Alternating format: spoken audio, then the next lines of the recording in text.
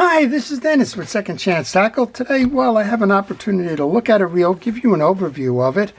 And, the reel's not working, so we're going to try and figure out why that is. This is a current line fishing reel. It's offered by Piscifun, and it's called the Carbon X II 2000 with a 6.2 to 1 gear ratio. This is what I would call an ideal pond reel. It's suited for bass, crappie, bluegill, and just about anything you can find in smaller lakes and streams. And this one, it's sold online under Piscifun.com, but it's also sold on Amazon.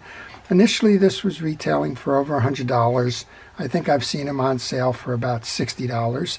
So the key point on this one, I believe, is that it's got a carbon fiber body as well as several ball bearings in the leg. So let's just take a quick look on it. It says it's got 11 ball bearings on that. I guess I'm going to take this reel apart, show you the inside look of it, so I guess we'll get to see the previously mentioned 6.2 to 1. And, other than that, it's a lightweight reel at 7 ounces. It's got 22 pounds of drag, and it'll hold 150 yards of 15-pound test. Now, on a 2,000 size reel at 15-pound test, that might be brave, because overall, the reel is generally considered something comparable to that. All right, let's take the reel out. This one looks almost brand new. It was sent in by a fellow who said the reel broke, and I said, why don't you send it back to Piscifun under warranty? He said he doesn't have the original receipt. Well, I guess that kind of tells us something right there, right? The warranty terms are up to 1 year, but you need the original receipt in order to get that processed. I guess if you bought this online from the company, they probably have the records of it, but if you didn't buy it online, or if you bought it somewhere else and you don't have the receipt, sounds like you're out of luck.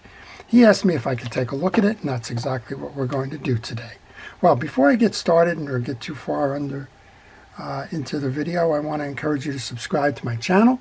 If you do subscribe to the channel, please use that notification button.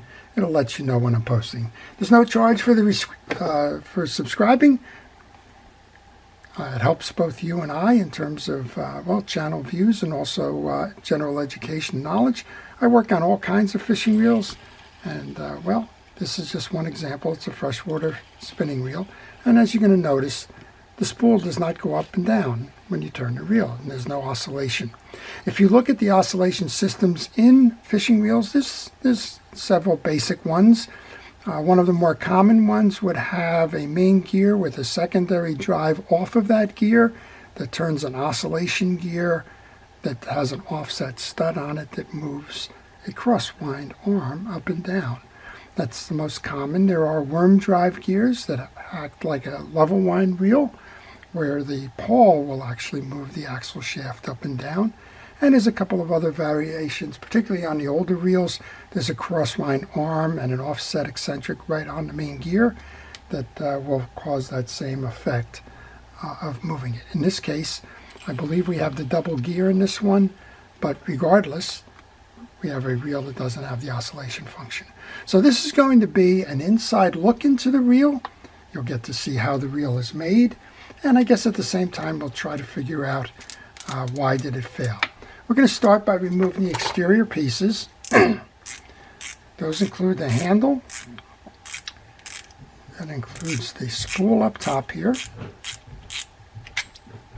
And in this case, I think we have to take the rotor off before we can remove the side plate. So we're going to remove the click ratchet. And under that, there appears to be a rotor nut that looks to be 12 millimeters. So let's see which way this one goes. This one has a little clip on it. It makes it a little tough to silly me. There's a tie-down nut here, screw here. That holds the rotor nut from shaking loose. With that aside, now let's take this one off. And it's reverse threaded. So that means it's going to come off in a clockwise manner, which is normally tightening In this case, it's loosening. Okay, that's off. We can remove our rotor. And it looks like we have something of an old school anti-reverse with an override system on there. There is a spring on here you want to be aware of as you go to taking the reel apart. I'm going to hold my finger on that spring for now. And this may or may not be something that we can solve. This may be something that, well, broke internally. And if it breaks internally, if there's a broken part in there, it's going to be hard to get the parts for this. The manufacturer does cover the warranty, but I didn't see anything on their website about parts or service support. And that's one of the reasons why reels get to be less expensive than some of the others that you may be comparing it against. It comes kind of with an implicit assumption that there are no parts available or aftermarket support other than the warranty. And if you read the warranty, generally what it'll say repair or replace, and it's almost universally replace. They'll just grab another box off the shelf and send it to you if it's broken, and very rarely do they ever take the time to take it apart and figure out what's wrong and replace that. All right, this is the stack here, but I'm going to leave that stack for a moment. I want to get to the actual under the covers here and find out what's going on. So the first thing I want to do is take off the bump guard because there's undoubtedly some screws under here.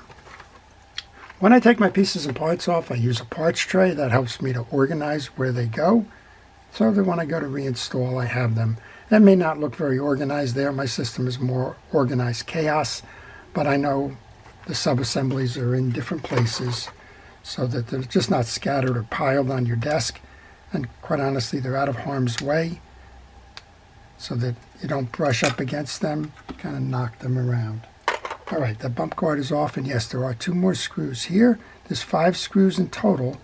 And one of the things you want to make sure you're doing as you're removing the pieces and parts, particularly screws, is to compare the screws as you take them out. I was just working on a reel. It was an Okuma. I think it was a Cedros. And when I took the screws out, I was surprised to find out that of the 5 screws, 4 of them were different. Youch. Well, if you weren't paying attention, if you didn't take pictures, if you didn't have a way of knowing, it's very easy to confuse where those screws go when you go to reinstall. And, well, that could cause you problems. So, for example, this one here that just came out is a longer screw than the other 2 are. So you want to make note of that. And it looks like these 2 are smaller yet. So we've got 5 screws and 3 different screw patterns. Just make sure you note that. Whether it's this reel or any reel that you're working on, you definitely want to pay attention to that.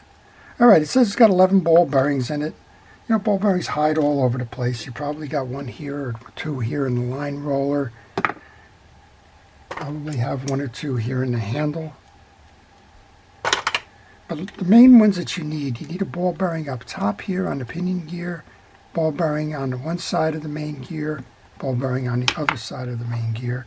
The others will help the reel to operate smoothly, but they're less important than those 3 main bearings there.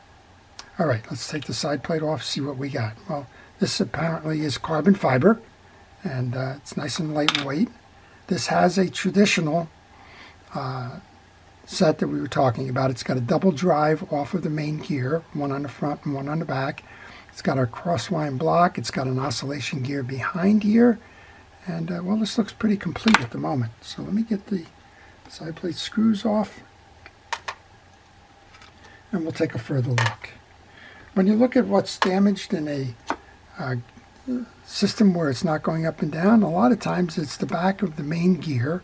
That drive usually has some loose or broken teeth on it, and that won't drive it. Sometimes it's the oscillation gear where it has broken teeth, and the teeth here cannot intersect with that one, and that causes it. And sometimes there's clips involved and other things that become loosened or fallen off, whatever it is, that's kind of what we're going to try and take a look at right now. So the components themselves seem to be nice components. Just remove the axle shaft by taking off that attach screw here. Now we can pull the main gear, and that'll be the first one we're going to take a look at. And the main gear has a bearing on the back, bearing on the front, which is what we were talking about, and all of the teeth seem to be fine. As a matter of fact, this wheel doesn't look like it's been fished much, if it's been fished at all. Okay. Let's take off our crosswind block. Oh, there's the issue. Okay, the crosswind block is fine. Here's another bearing on that. That's a nice feature to have to smooth it out. But look at this. The oscillation gear should be attached to our, well, carbon fiber case, and it's snapped off. I'll put that down as one of the more unusual outcomes. I didn't expect to see that. I expected to see broken teeth and the like. And quite honestly, I don't think there's anything you can do. I guess we can dry that off and try some silly putty kind of thing, like a, I don't know, a Gorilla Glue or a Super Glue or something like that. But I don't even know how carbon fiber reacts to that. Very unusual failure. Very unusual failure. Well, I don't know if that's saying something about the carbon fiber, or if that's saying something about how the reel was manufactured, or just kind of one of those quirky things that happens every now and then, right? Even the best manufacturers have reels that haven't been assembled properly or off kilter or something, but that's a very unusual failure. In fact, I can't even figure out what kind of torsion or something would rip it off of that case. Most of the time when you're going to have something fail, it's going to get traps and twists, or it gets slammed and broken. This is pretty passive, right? It's just kind of sitting in the case there, and all it's supposed to do is go round and round. I don't know. Well, so what did we do? Well, we kind of took a look at a new reel that's currently on the market. It's a Piscifun Carbon X II 2000 reel. It's got a lot of nice features and functions in it, including the lightweight graphite case. We looked at the materials that the reel was made of, the gears, the handle, the bearings, things like that. They're all fine, but we're also looking at a manufacturer's defect. So I don't know how widespread that is. I don't know if that's something that's just an oddball occurrence, which is what I would classify it as. I don't think I've ever seen this happen this way in a new reel. Every now and then I'll see things that have happened with crosswind gears, but not ripping it off of the case in the back. But regardless, that's what we did. We found out the cause. How do you correct that? I don't think you do. As I mentioned, they're not taking it back under a warranty according to the customer because he doesn't have the receipt. Parts are not available. If they were available, I guess you'd have to order the entire frame and take the pieces that we have here and reassemble.